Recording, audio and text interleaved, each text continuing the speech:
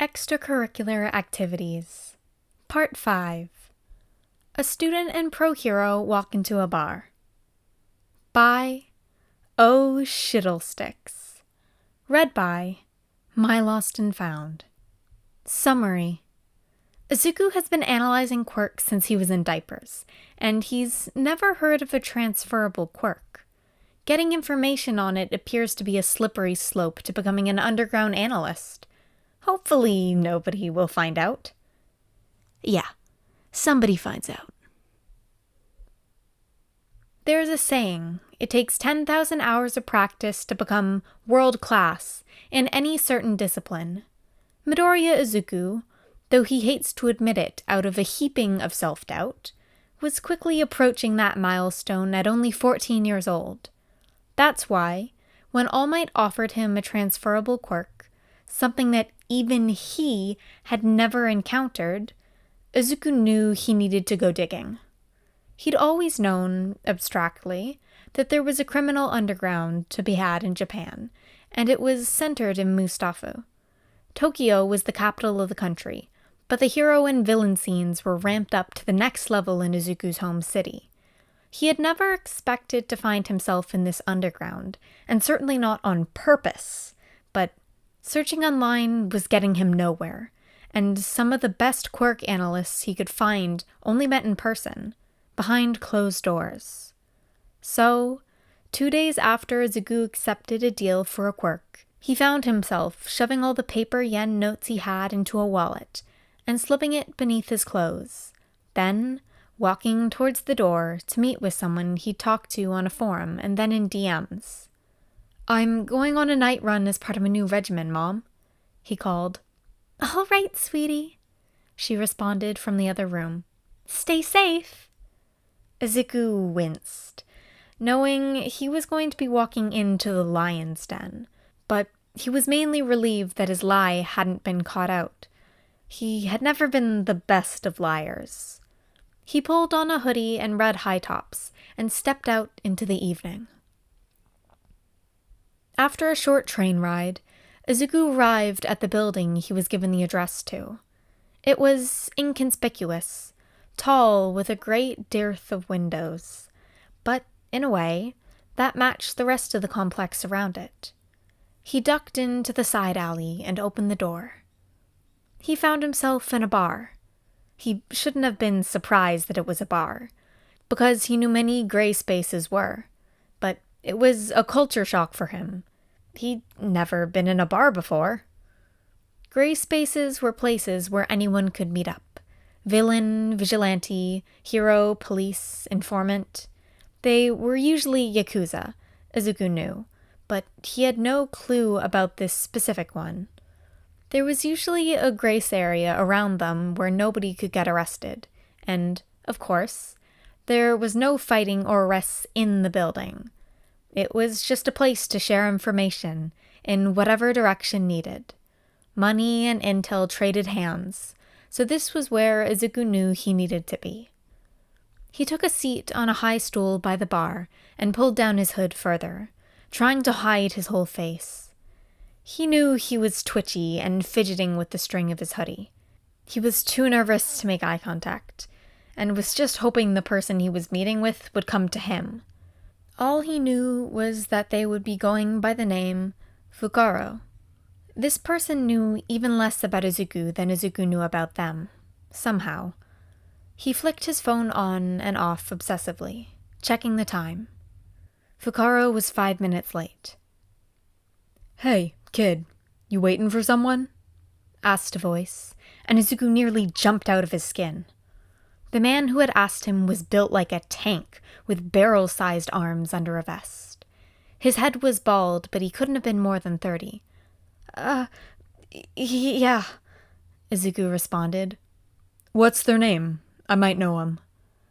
"Fukaro?" Izuku stammered out. "Ha, no wonder you're waiting. The old bat's always late." He grinned. "You can call me Hachimisu. What name do you go by?" My name is—" "Oh, no, kid," Hachimisu interrupted. "Not your name. Rule number 1 of the underground is that you never go by your name, unless you want your family killed and your credit score fucked over. Pick something else. Izuku flinched. Barely 15 minutes in a gray space, and he already had a near fuck-up that could have cost lives. Izuku stalled, looking around the dim interior of the bar. Yamiko? Hatsumitsu laughed. I like it. Very edgy. Now, the prune-looking one over there and the pink one who just walked in, she's Fukaro. Good luck, kid. Oh, wait, do you want anything in return? I don't have much, but... No problem, kid. You'll pay me back a dozen times over if you keep coming around. I'm the owner of this place. Oh! Izuku exclaimed, then hurriedly bowed. I'm just gonna go. Thanks. Then he ran off to meet the woman in pink.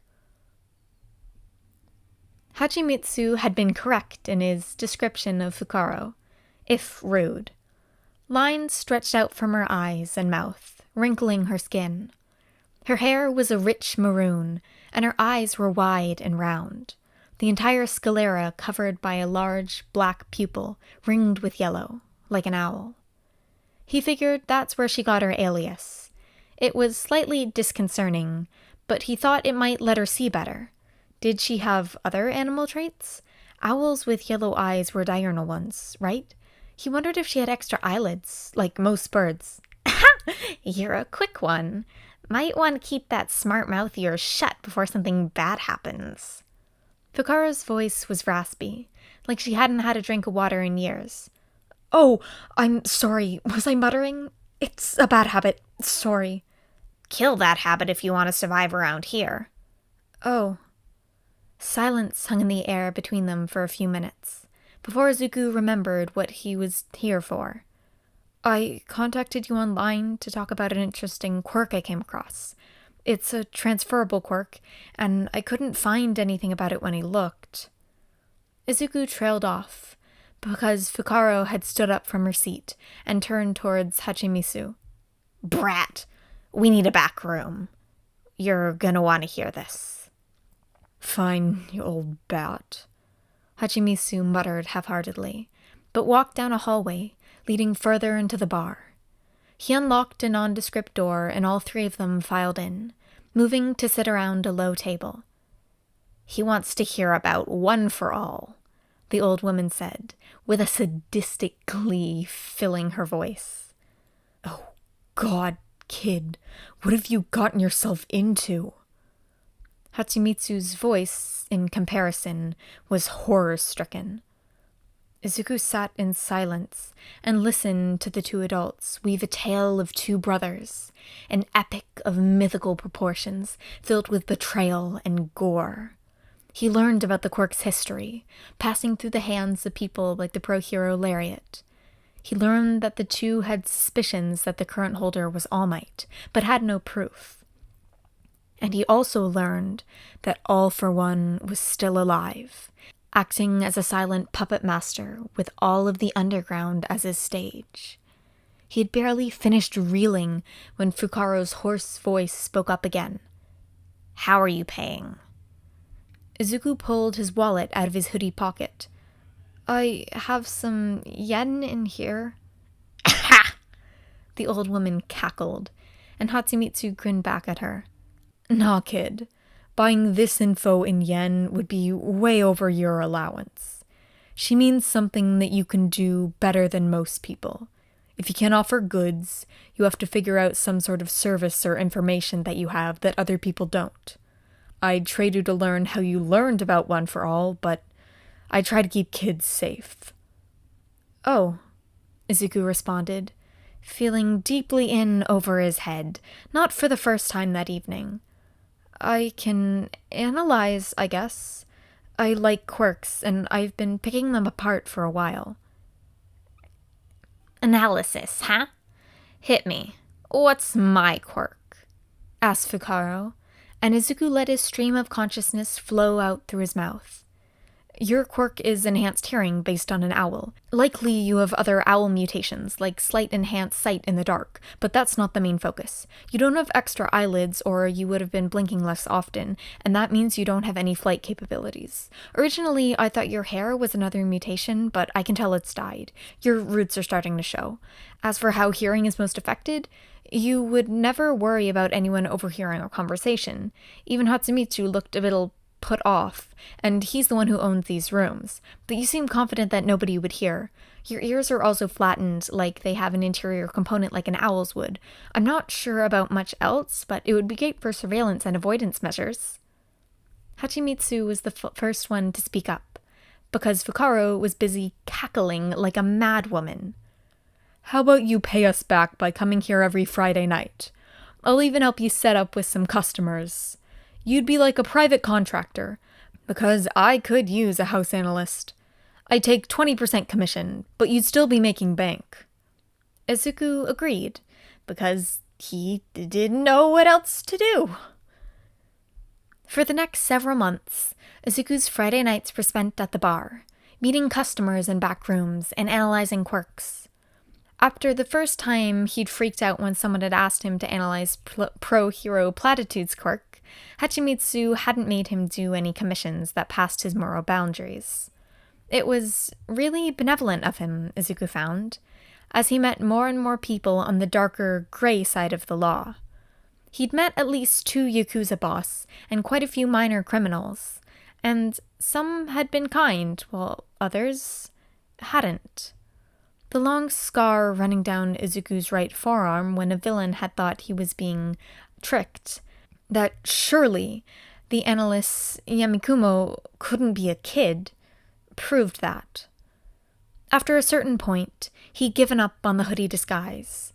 Even if people spent the time and effort to connect Yamikumo to quirkless student Midoriya Izuku, they would get absolutely fucked if they came after him. He'd become enough of a commodity in the underground that people were willing to fight for him.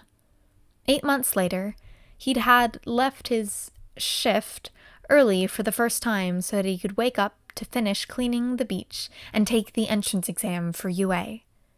8 months and 1 day later, he had a new quirk, but was absolutely convinced that he'd failed the entrance exam. He'd gotten 0 points. He sat at the bar to which Hachimitsu was tending and attempted to get the elder to serve him a drink. Just 1 drink, Hachimitsu? Literally, a fruity cocktail or something. It's not like it would do anything to me, and I'm sad. That little fruity cocktail is enough to knock you clean on your ass, kid. If you think I'd give you one of those after refusing you a beer, you don't know enough about alcohol to be drinking. But I'm sad. Izuku whined out once more. Hachimitsu only rolled his eyes. No. I'll pay you, Izuku offered, because him being rich was a thing now. Analysts were paid a lot above ground, and that was nothing compared to what someone made in his position selling to the other side of the law. He was running out of plausible excuses for giving money to his mother. He'd already won 5 analysis competitions and was tutoring 3 or so super rich kids. He only felt a little guilty when his mom told him how proud she was of these accomplishments. Go home, kid. Do your homework. Fine, Izuku grumbled and shrugged his sweater back on. But you suck. What would people think of the great analyst Yamikumo if they knew this is what he was really like? Izuku flipped him off on his way out the door. Hachimitsu made fun of him when he got his acceptance letter. Despite it being only 3 days into the school year, Izuku's class was under attack.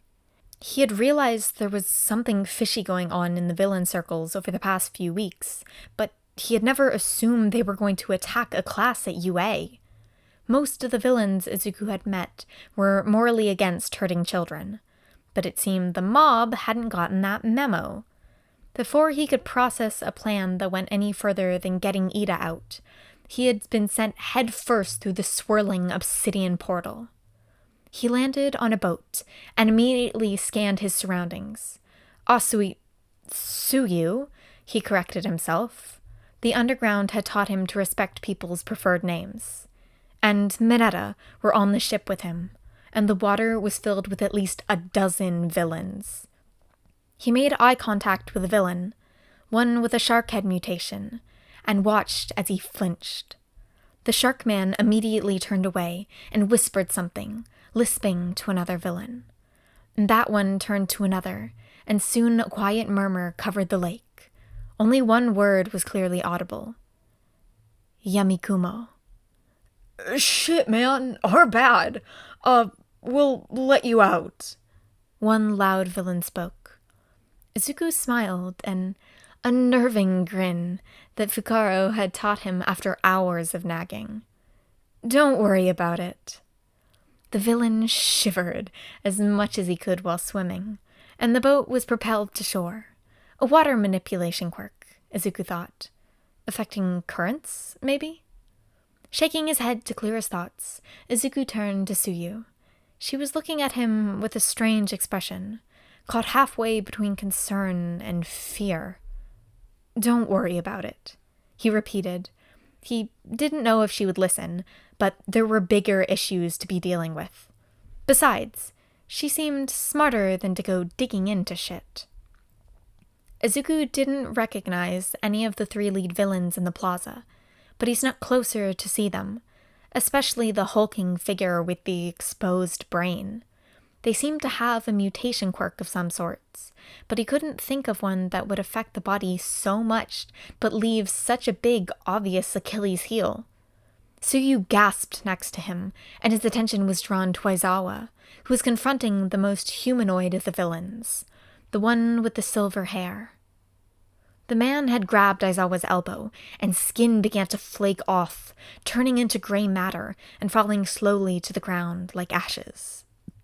Sinew and blood shone red in contrast to the soft black fabric of his hero costume, and students began rushing into the plaza from every direction. The fight had turned into a haze of pain and ice, screaming and bone-shattering, and All Might in the middle of it. The villain had monologued. Shigaraki Tomura was his name, and Izuku would remember that. And Izuku was sure that he had called out something to help All Might fight the Nomu. Multiple quirks? Seriously? Past that point, everything was a haze of ambulances and Recovery Girl's office. And then he was home. As soon as he could, he convinced his mom he was going to bed, and then slipped out his bedroom window. "Who the fuck is Shigaraki Tomura?" Izuku asked, storming into the gray space, which stood empty except for one person. Hachimitsu was nursing a cup of tea at a table against the wall, but stood up at Izuku's words, and only partially because of the swear. "Where'd you hear that name, kid?" "Well, isn't this nostalgic?" Izuku smiled bitterly. "He attacked me and my entire class today. I'm surprised you haven't heard. It's been all over the news." "Damn," Hachimitsu swore. "Some people told me to stay out of anything going on today. That must have been what they meant. Anyway, Shigaraki is connected to All for One. Somehow. And that's all I know." Izuku resisted the urge to slam his head into the wall, but not by much. "Is that still no for the alcohol?" "I can tell you're on pain meds, kid. I'm not going to kill you because you asked politely." Izuku despaired. Izuku's year continued. He participated in the sports festival, lost to Todoroki, and learned that Endeavor is an even bigger piece of shit than he thought. He trained, he fought Stain, who hadn't recognized him. He studied. He went to the bar on Friday nights and tried to learn all he could about Shigaraki Tomura. There wasn't much. He had finals, which sucked ass, but he passed. Then, summer camp happened. It was draining, physically and mentally, and Izuku felt like shit almost constantly throughout the camp. But then came the test of courage, and Kota and Muscular and Kachan. They took Kachan, and Izuku didn't know how to get him back. As soon as he'd woken up in the hospital, he'd reached for his phone to contact some people he knew and send out a general message asking for info. He would find Kachan. Only a few minutes later, he had a message in his inbox from a guest user, user 32579. I've heard of your work, Yamikumo. It's in our common interest to get this child back. You meet at the Gray Space bar in West Mustafa, yes? Izuku responded an affirmative, got a time, and convinced his mom to spring him from the hospital early. On the way out, he met with his friends. Apparently, Yayorozu had put a tracker on the Nomu, but it had either shattered or been disabled by the portal. Izuku fought the urge to slam his fist into the wall, and left as his friends continued to bicker in the hallway. He had a meeting to get to. And you're sure you haven't heard anything about Bakugo? Nothing?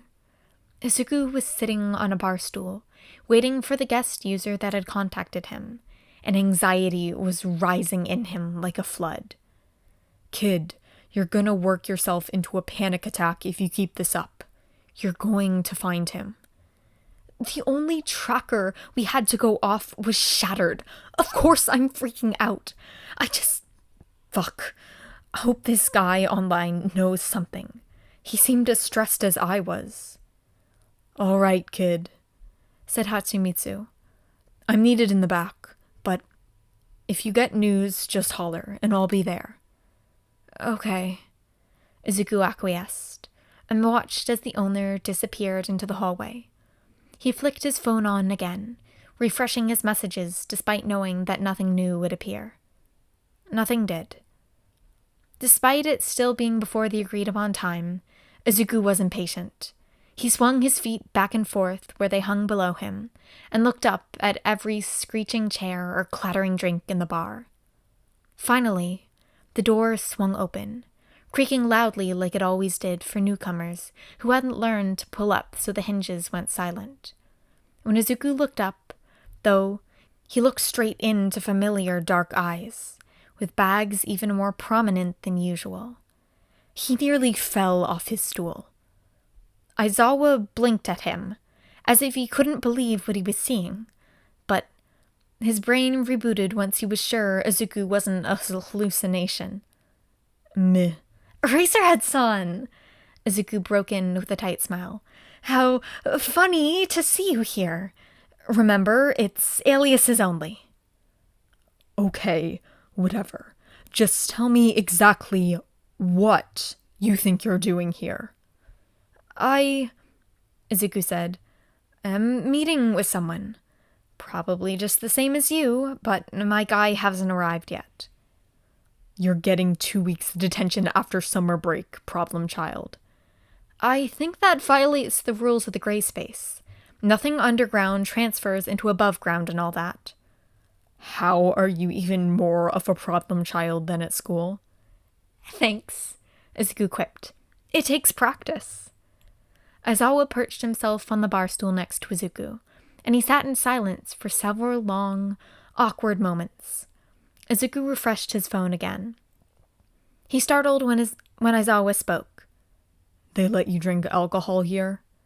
Nope, Izuku said. Hachimitsu is strict about that. He can't check IDs, obviously, but his quirk tells him people's age if he looks into their eyes. It's really interesting when he comes into contact with someone who's experienced time travel or dilation, actually, because he gets to Yeah. You seem to know this place pretty well, problem child. Do you know if Yamiko is here? Izuku stilled. You're looking for Yamiko?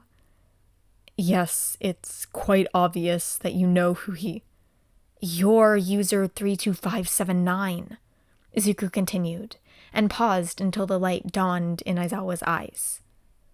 You're Yamiko, Aizawa breathed. I'm Yamiko, Izuku confirmed, and burst out laughing. It's really not that funny, problem child, Aizawa drawled, as they entered the 3rd minute of Izuku's laughing fit. But we've been sitting here for 15 minutes. Yes, and I'm sure there's a long story about how you became one of Japan's most prolific underground analysts, but we need to get talking. About Bakugo. Izuku sobered at that. Yeah, I know Yamomo's tracker broke when it went through the portal, but I have someone with a tracking quirk on the case. The thing is, he has to be high off his ass for his quirk to work, so he's a little unreliable. But he owes me. That's good news. The commission has already sent up a plan that they're going to hold a press conference at the same time we're doing a raid. Whenever and wherever that ends up being. We'll mostly have heavy hitters on that team, like All Might. Does All Might have enough time left? Of course you know about the time limit, Aizawa muttered. He should, hopefully, all be one of the people doing the press conference, along with Nezu. No, you need to be on the raid team. What? Have you ever heard of a villain called All for One? No, Aizawa trailed off. It couldn't be. He's a myth. Shigaraki is his successor. If they have a hidden base somewhere, All for One would be there. And we need your quirk to get rid of all of his, or everyone is going to die. God fucking damn it. Pretty much, Izuku agreed, then felt his phone buzz. He straightened when he read the message. My guy has a location, in Camino Ward. Let's go tell the heroes.